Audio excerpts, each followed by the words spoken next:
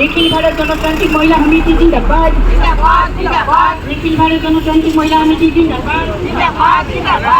বৃদ্ধি ৰোধ কৰক। সকলো ধৰণৰ জীৱনদায়িনী ঔষধৰ মূল্য বৃদ্ধি ৰোধ কৰক। অত্যাৱশ্যকীয় সামগ্ৰীসমূহ সুলভ মূল্যত যোগান ধৰক। নাৰী নিৰ্যাতন বন্ধ কৰক।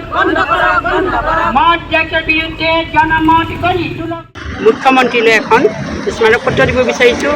মূল্য বৃদ্ধি, নাৰী নিৰ্যাতন, নিবনুৱা সমস্যা, যধে-মধে উচ্ছেদ, অসমৰ বানপানী, লগতে আমাৰ গুৱাহাটী মহানগৰৰ কৃত্ৰিম বানপানী আৰু টোল গেট। আমাৰ গোটেই ৰাজ্যখনতে আমি দেখিছোঁ, যিফালে যাওঁ আমি সেইফালে টোল গেট আছে আৰু এই টোল গেটত আমি বহুত টেক্স দিবলগীয়া হয়। লগতে আমি মূল্য বৃদ্ধি দেখিছোঁ।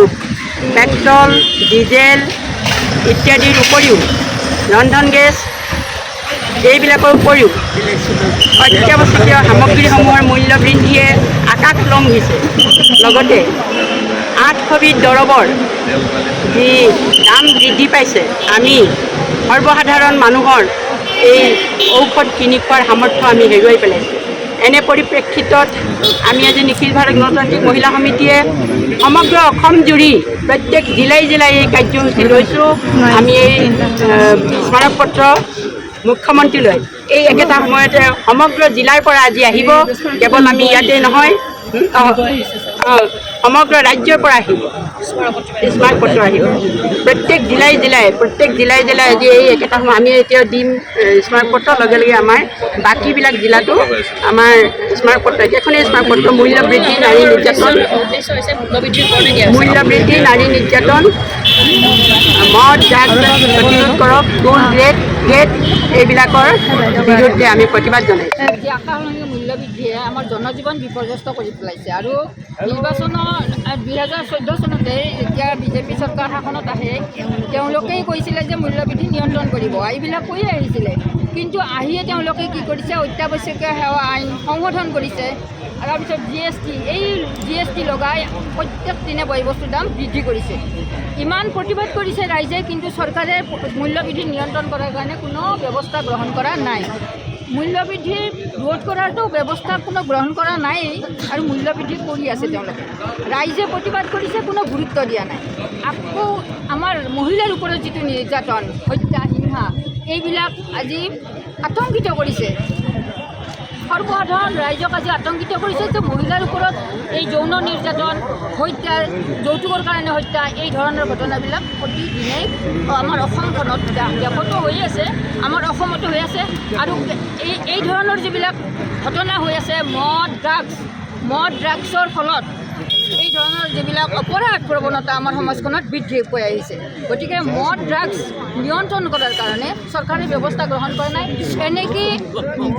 এনেকৈ ৰাজহৰ আদায়ৰ স্বাৰ্থত আজি গাঁৱে ভূঞে মদৰ দোকান খোলাৰ কাৰণে চৰকাৰে লাইচেঞ্চ দিছে।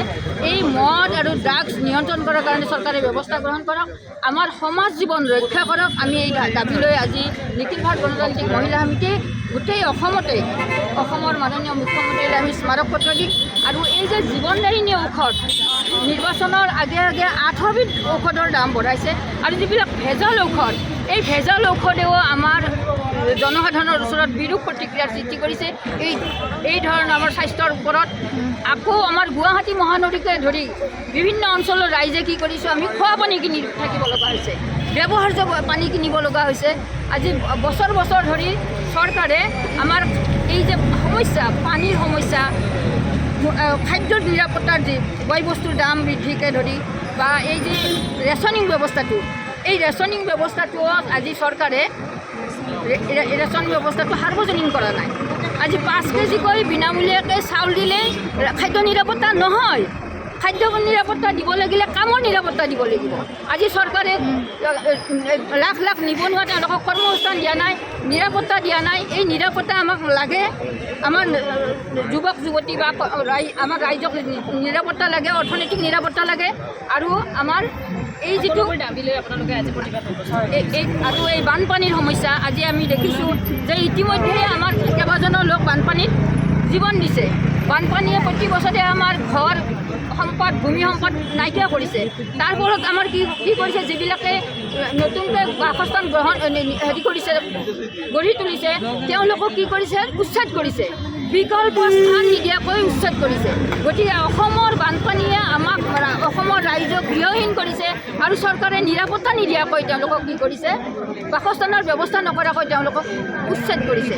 গতিকে আমাৰ অসমৰ ৰাইজৰ এই যি নিৰাপত্তা, বাসস্থানৰ নিৰাপত্তা, এই খাদ্য নিৰাপত্তা, মহিলাৰ ওপৰত হিংসা, মদ ড্ৰাগছ এইবিলাক নিয়ন্ত্ৰণ কৰাৰ কাৰণে আমি মাননীয় মুখ্যমন্ত্ৰী মহোদয়লৈ আমি স্মাৰক পত্ৰ দিম। এইটো আমাৰ আজিৰ কাৰ্য। ধন্যবাদ।